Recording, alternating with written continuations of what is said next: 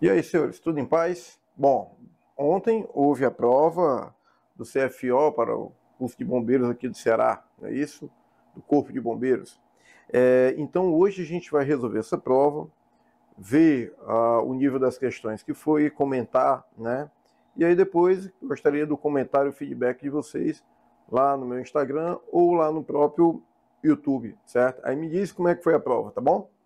Então vamos lá. A questão, isso aqui a gente vai resolver a prova do tipo 1. Show de bola? Então, nós temos aqui um bloco de massa M é abandonado do repouso no topo de um plano inclinado de comprimento L, que forma um ângulo de 30 graus com a horizontal, desprezando o atrito e adotando G para a gravidade local. Então, vamos lá. Desprezando o atrito e adotando G para a gravidade local, qual a velocidade do bloco ao atingir o plano? Bom, galera, a gente tem aqui o plano, certo? Vou colocar aqui o plano. E vamos fazer o seguinte, a gente coloca aqui, a gente vai colocar aqui como sendo um θ, ângulo θ. Bom, a partícula tem um bloco de massa m, então eu vou colocar aqui o nosso bloco, show de massa m. Esse bloco de massa m ele vai ser abandonado do repouso, então a velocidade inicial dele é zero. Colocando aqui como eixo de referência em relação ao solo, eu vou chamar aqui de altura h. Tudo bem? Bom, feito isso, o que a gente pode idealizar? Se ele vai sair do ponto mais alto para chegar até a parte embaixo, não é isso? Que ele pergunta qual é a velocidade dele ao atingir, né? Então, vou colocar aqui, ao atingir o plano, portanto, está aqui o plano. Opa, vamos fazer com outra cor, cor preta. Portanto, está aqui o plano. Pronto. Chegando aí o plano. Está um pouquinho torto, mas vamos fazer direitinho. Pronto. Chegando aí no plano. Tá. Então, vamos fazer o seguinte. Eu vou chamar aqui de ponto A e eu vou chamar aqui de ponto B. Ponto B. Ponto A. Então, nós temos aqui simplesmente uma conservação de energia. Então, a energia mecânica no ponto A é igual à energia mecânica no ponto B. Lá em cima é mgh, porque ele só tem energia potencial. Quando ele chega embaixo, não tem potencial gravitacional, e sim cinética. Feito isso, as massas cortam de um lado e do outro, e aí a gente vai ter que a velocidade ao quadrado é 2gh.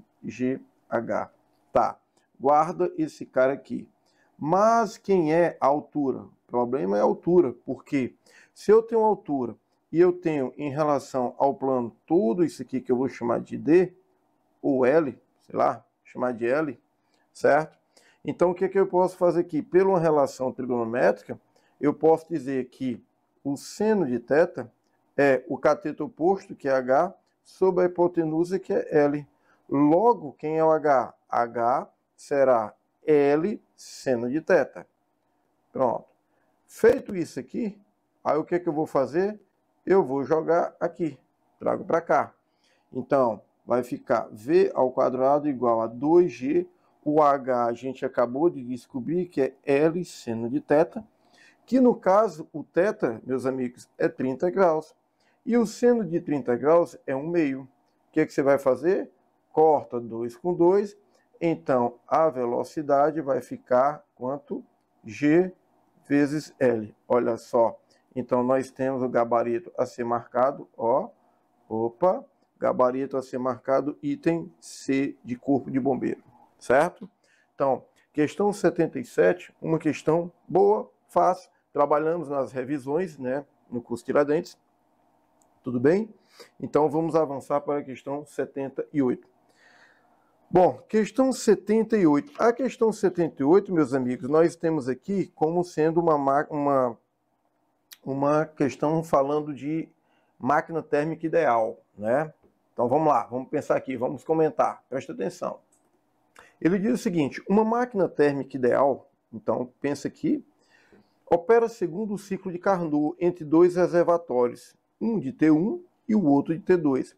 Se a máquina realiza um trabalho W a cada ciclo, o calor absorvido pela fonte quente é. Aí o interessante é que ele dá aqui, ó, que T2 é maior do que T1. Tudo bem.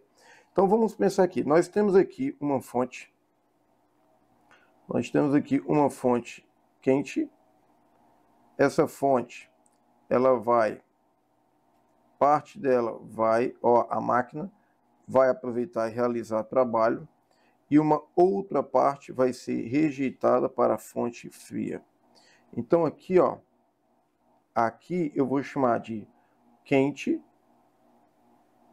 e aqui embaixo eu vou chamar de frio. Pronto, tá? Guarda isso aí. O que é aquele interessante aqui? Normalmente, cara, eu chamo aqui, ó, de TQ, que na verdade ele chamou de T2. E aqui eu chamo de TF, que aí a questão chamou de T1, porque essa aqui seria a fonte quente e essa aqui seria a fonte fria. Tá, então vamos lá. Vamos pensar o seguinte aqui. A primeira coisa que eu vou trabalhar é lembrar do rendimento. Então, o rendimento que nós temos seria 1 menos T1, que seria a fonte fria, sobre T2, que seria a fonte quente, tá? T2, T1. Então, deixa esse garoto aqui quietinho. A outra coisa que eu vou lembrar é que quando eu vou trabalhar com rendimento, o meu rendimento, cara, a gente falou que rendimento seria o trabalho sobre quem? A fonte quente. Mas a fonte quente, que é o QQ, certo? Eu chamo de Q2. Pronto. Seria a fonte quente. E com isso, o que a gente vai fazer? A gente vai simplesmente igualar. Porque de um lado eu vou ter aqui o rendimento na funcionalidade em termos dessa temperatura, e do outro eu tenho a demonstração da quantidade de calor, não é isso? Do rendimento. Então o que a gente vai fazer? A gente vai pegar aqui esse camarada aqui, ó, e vai interligar. Quando eu faço isso, olha só, eu vou ter que o trabalho sobre Q2 é igual a 1 menos T1 sobre T2, tá? Tá, então o que é que eu vou fazer aqui? Só que o trabalho sobre Q2 é igual a T2 menos T1 sobre T2. Esse cara, ele quer saber, certo? Esse cara quer saber o valor da fonte quente. Olha o que você vai fazer. Você vai inverter as frações. Então, quando eu inverto as frações, vai ficar Q2 sobre trabalho, T2 sobre T2 menos T1. Joga esse cara para cá. Então, o Q2 vai ficar, vamos lá. Como é que o Q2 vai ficar aqui? Vai ficar o trabalho que multiplica T2 sobre T2 menos T1. Pronto. Matei a questão. Quando eu mato a questão, o que a gente vai fazer? Vamos gabaritar. Então, o item a ser marcado, T2 vezes o trabalho sobre T1, T2, ou seja, item C de casa. Questão boa, um diferencial da prova, certo? Saberia fazer essa questão aqui quem realmente prestou atenção, quem realmente assistiu às aulas, certo? Uma questão top de linha para quem quer fazer o concurso, ou seja, brigar bem, tá? Então vamos lá, avançando. Questão 79. Vamos lá, cuida. Ela diz o seguinte: uma esfera maciça de madeira com raio de R e densidade da madeira. Então vamos lá. Eu tenho a madeira, certo? E tenho foi colocado cuidadosamente sobre a água, sobre a superfície da água, cuja é 1000 kg. Considere que a esfera flutua em equilíbrio. Qual é a fração? Cara, o que acontece aqui? Vem cá. Eu tenho aqui o tanque. Tenho o tanque aqui. Pronto. Água. E a esfera flutuou. Cara, a esfera flutua em equilíbrio, ou seja, bom, vamos lá. Se ela está em equilíbrio, então vamos dizer o seguinte, ela está aqui internamente. Vamos fazer melhor. Pronto, está aqui internamente. Tem uma borrachinha aqui, apago ela para cá, jogo aqui dentro. Então o que acontece? Eu tenho o peso e o empuxo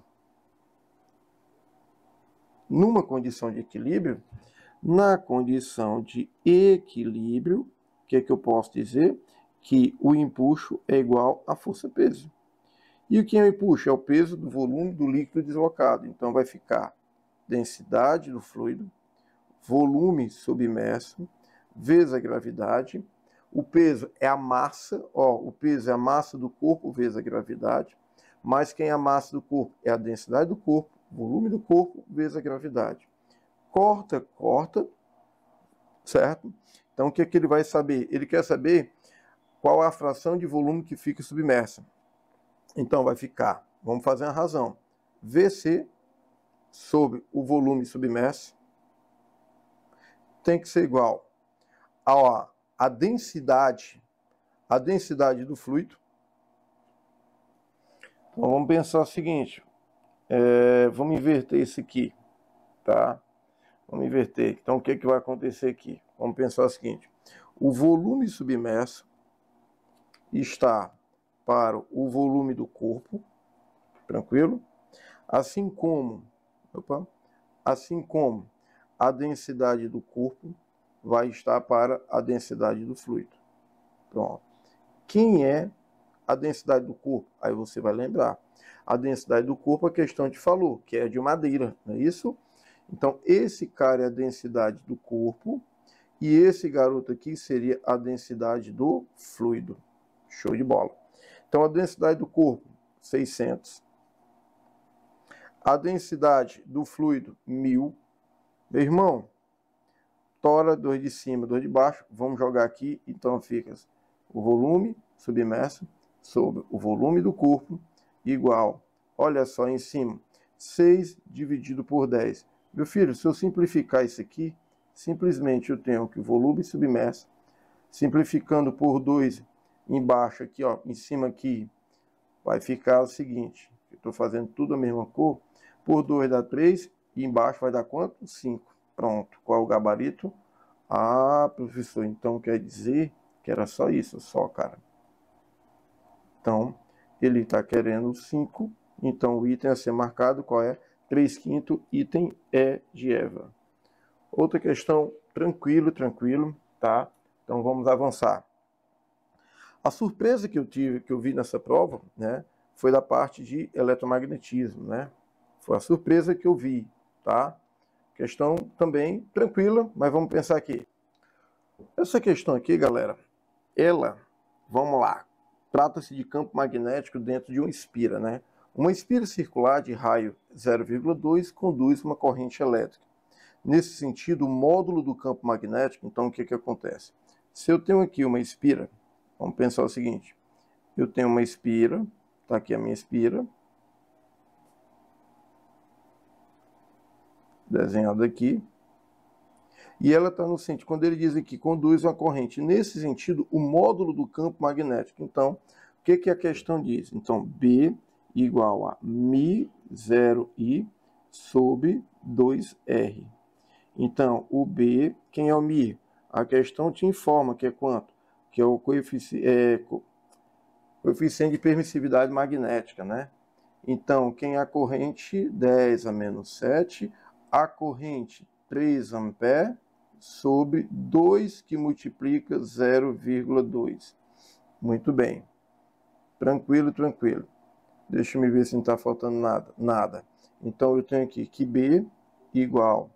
O que é que a gente vai fazer aqui? Cara, 4π vezes 10 a menos 7 que multiplica 3 sobre 2 que multiplica 2, 10 a menos 1. O que é que a gente vai fazer? O 4 eu corto com o 2 vezes 2, que é 4. Então, B igual, vai sobrar quem? 3π, 10 a menos 7, 10 a 1. Então, isso aqui vai me dar 3π, 10 a menos 6 Tesla, ou seja, item B.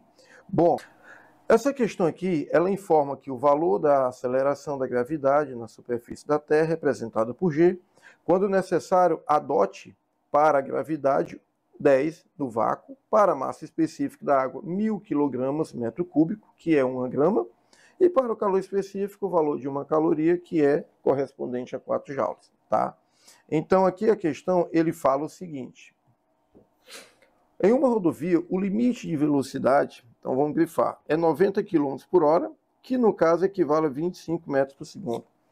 Um automóvel trafegando a essa velocidade precisa de 5 segundos para imobilizar-se sob a frenagem constante. Ou seja, durante 5 segundos ele vai diminuindo a sua velocidade. O motorista do veículo vê uma placa indicando uma nova velocidade limite, que é 40 km por hora, e desacelera o automóvel até passar em frente a um posto rodoviário com velocidade de 36 km, que no caso 10 metros por segundo. Tá.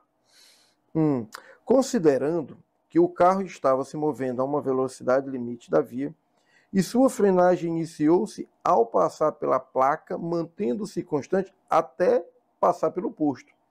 Bom, o que acontece aqui até passar pelo posto, né? Ele vinha inicialmente a uma velocidade de 25 metros por segundo, certo?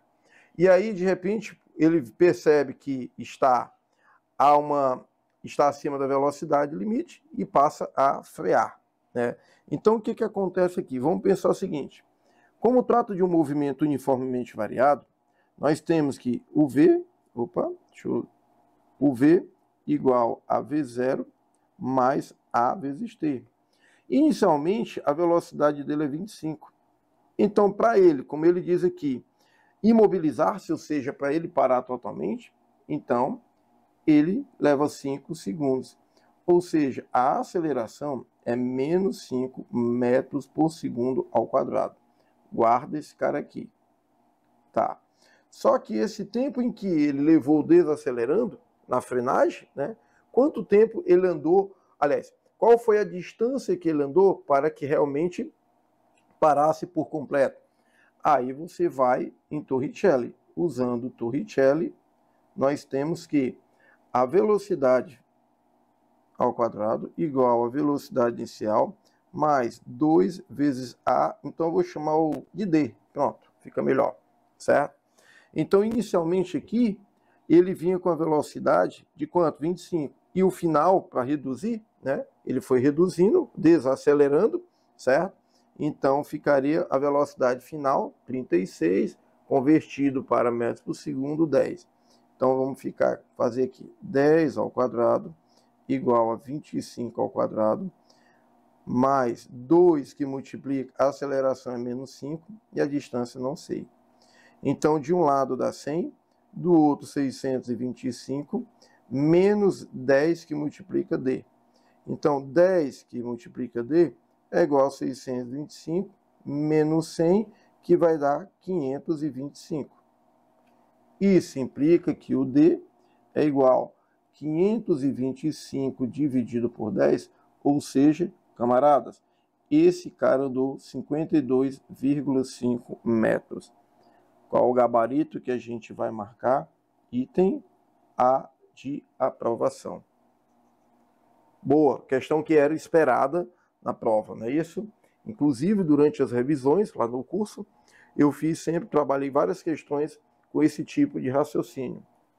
Bom, questão 82, vamos pensar nela. A questão 82 fala o seguinte: uma sirene de ambulância em repouso emite uma onda sonora considerada plana que se propaga no ar, que está em repouso em relação ao solo. Então, o que acontece? Vamos pensar o seguinte: eu tenho aqui,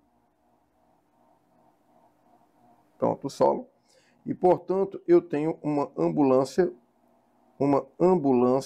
que ela se encontra em repouso. Então, essa eu vou chamar de velocidade da fonte, está em repouso. Em uma direção horizontal, com velocidade V igual a 330 metros por segundo, se propaga no ar. Então, o que eu tenho? A velocidade do som que ela emite aqui, ela vai com 330 metros por segundo e tem um comprimento de 12,5 metros, certo? Então, isso aqui caracteriza a frequência da fonte, certo? Na mesma região em que a onda se propaga, um atleta está correndo em uma pista horizontal com uma velocidade C igual a 8 metros por segundo, só que vai formando um ângulo de 100 graus. Então, ele vai correndo aqui, vamos imaginar, ele vai correndo aqui, ó. Peraí. Vamos botar aqui a pista. Show. Então, esse cara, ele vai correndo bonitinho. Deixa eu desenhar melhor. Pronto. Show de bola. Então, esse garoto vai correndo, fazendo um ângulo θ, que é de quanto? 60 graus. Então, esse ângulo θ aqui, ó, vou tirar e colocar 60 graus. Então, tá aqui a partícula. Pronto. Essa partícula que ele vai deslocando aqui, ó. Só que aí o que acontece? Como ele vai com a velocidade dessa forma, então a velocidade aqui vai sofrer uma... Deixa eu só tirar daqui, senão vocês não vão entender. Vai sofrer uma decomposição. Por quê? Eu vou dizer que aqui é θ. Se o θ, então θ é 60 graus. Então o que acontece? Ele vai ter, ó, uma velocidade no eixo X. Pronto, aqui, ó, ele vai correndo aqui. Beleza? Aí o que acontece? Quem é o Vx? Então, Vx seria V cosseno de θ. Então, essa é a velocidade do rapaz.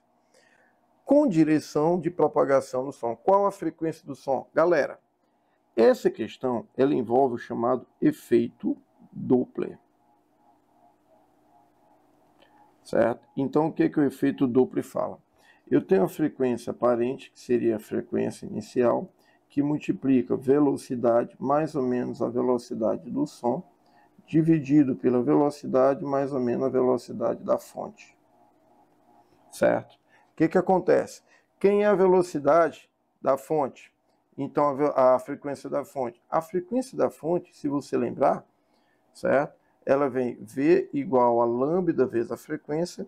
Então, a frequência seria velocidade sobre o comprimento de onda. O que é que eu vou fazer? Eu vou jogar aqui, ó, a frequência inicial. Então, fica a velocidade do som sobre o comprimento de onda, de forma que a velocidade mais... Ó, aí o que acontece aqui? O que acontece? Como ele está se aproximando dela, da fonte, então é positiva. Uma vez que a fonte está em repouso, então fica só a velocidade, certo? Velocidade aí. Tá, então vamos pensar o seguinte.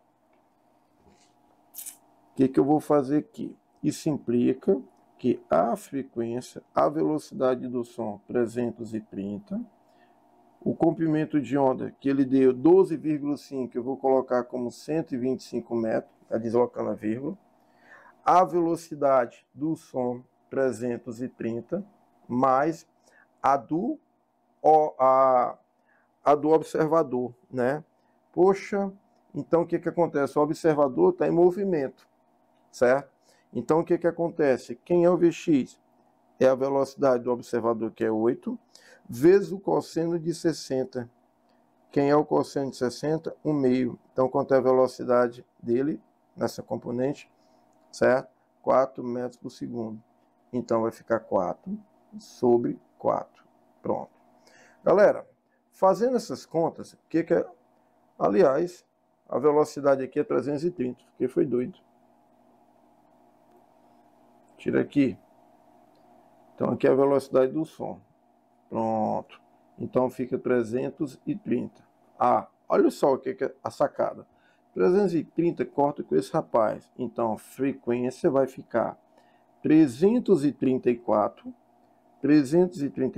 dividido por 0,125.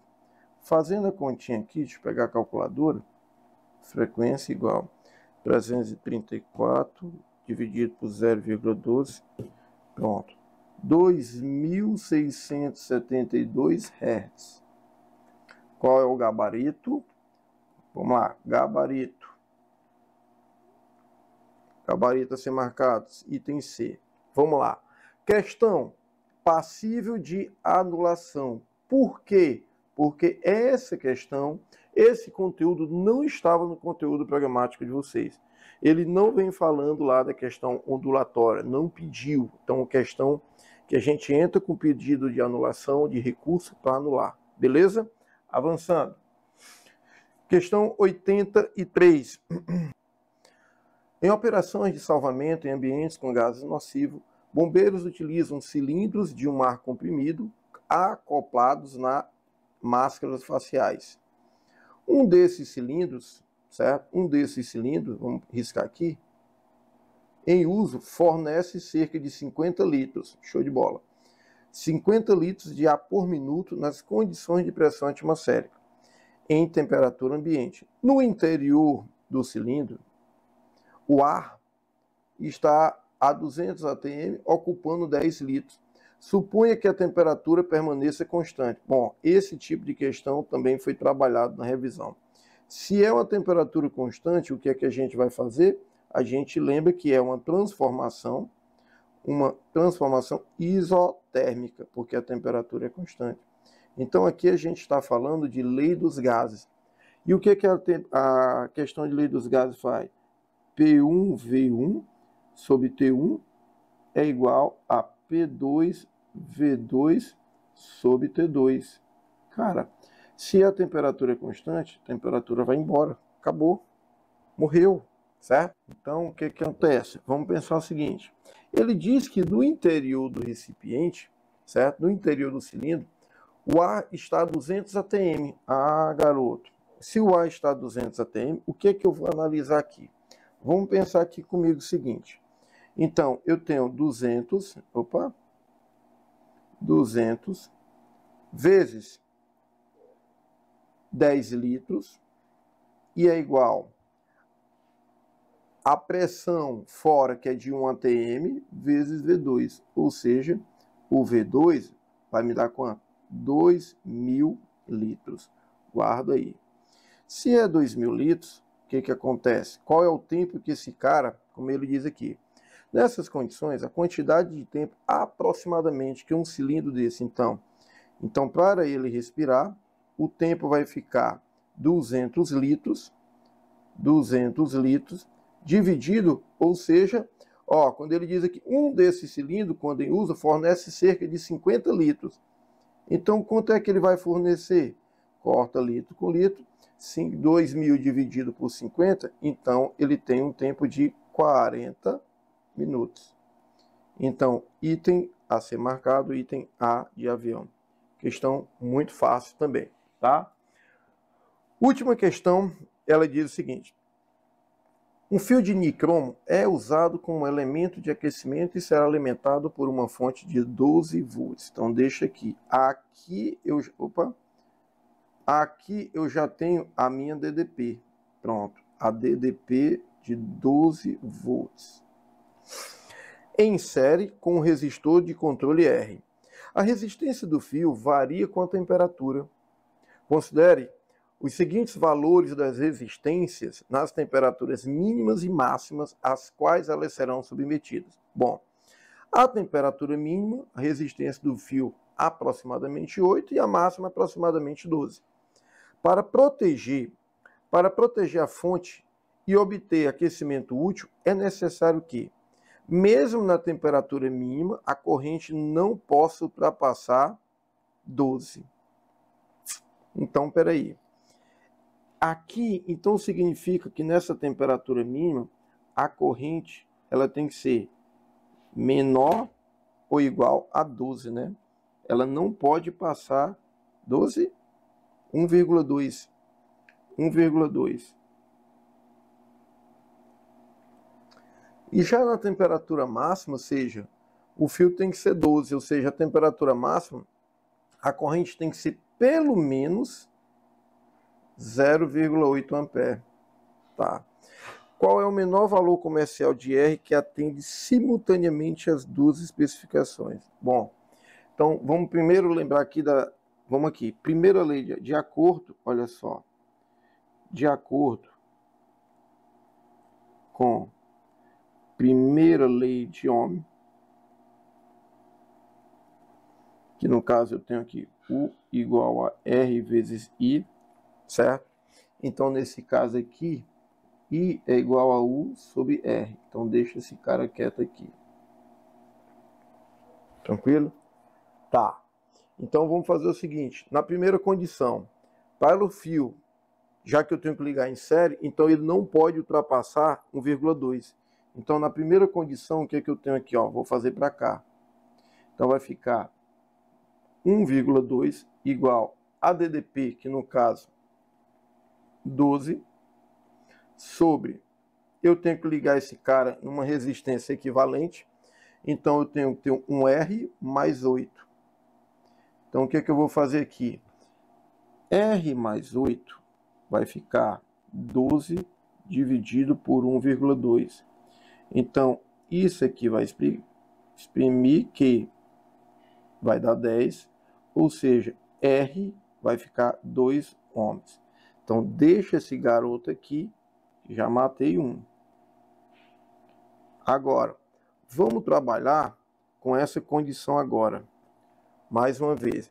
Nisso aí, ele não pode, ou seja, tem que ser pelo menos 0,8. Então, o mesmo processo a gente vai fazer, né? Mesmo processo como 0,8 igual a 12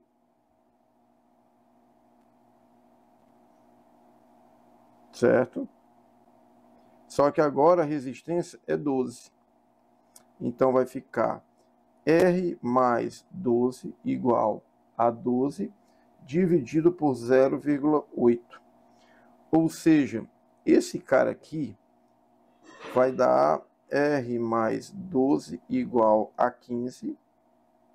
Então, isso implica que R é igual a 3. Opa!